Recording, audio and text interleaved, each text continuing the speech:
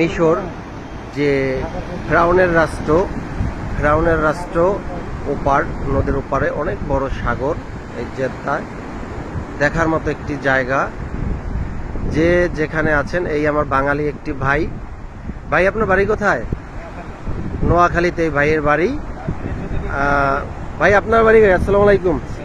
আপনার বাড়ি কোথায়? কিশোরগঞ্জ। কোন জায়গায় ভাইয়া? এখানে আলহেরা। কিশোরগঞ্জ বাড়ি আমার এই ভাইয়ার। এই একটি আমার ভাই আছে, দেখেন পরিচয় হয়। আসসালামু আলাইকুম। ভাই আপনার বাড়ি কোথায়, কোন জায়গায়? তার দেশের বাড়ি টাঙ্গাইলে ডিস্ট্রিক্ট। সে আসছে জেদ্দায় ঘুরতে, পরিচিত হলাম আলহামদুলিল্লাহ। এই আপনার সাগর পার্কে দেখাচ্ছি, এই যে সাগর পার্ক। আমার বাড়ি ভাইয়া বরিশাল জালকাঠি কাঠালিয়া থানা। এই যে সাগর পার্ক দেখা যাচ্ছে।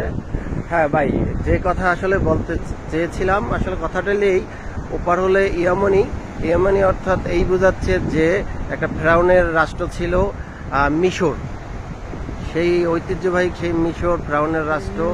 নীলনদ সবাই আমরা জানি, নীলনদের গল্প আমরা বাংলাদেশি যারা ভাই আছি সবাই আমরা শুনছি, কিন্তু কিছু রহস্যজনক কথা আছে যে আমরা নীলনদের কাছে আসতে পারিনি। সৌদিতে আসার, নীলনদের পাশে আসার সবার সৌভাগ্য হয় না। আমার সৌভাগ্য হয়েছে, আল্লাহ তাআলার কাছে হাজার শুকরিয়া, এবং আসতে পেরেছি এই জন্য।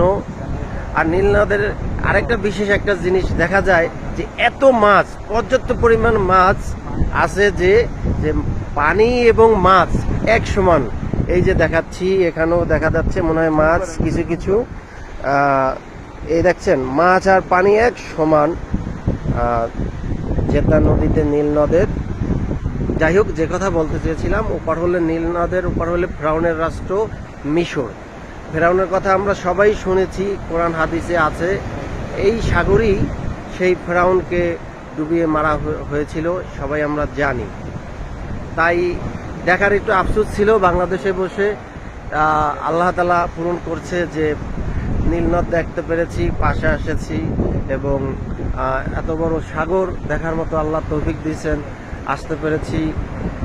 এই সৌদিতে মক্কা দেখতে পেরেছি, আল্লাহ তাআলার কাছে শুকরিয়া। আপনারা আমার জন্য অবশ্যই দোয়া করবেন, এবং ভিডিওটি যারাই পাবেন এবং লাইক কমেন্ট করে জানাবেন, এবং শেয়ার অবশ্যই করবেন, সবাইকে দেখার সুযোগ করে দেন।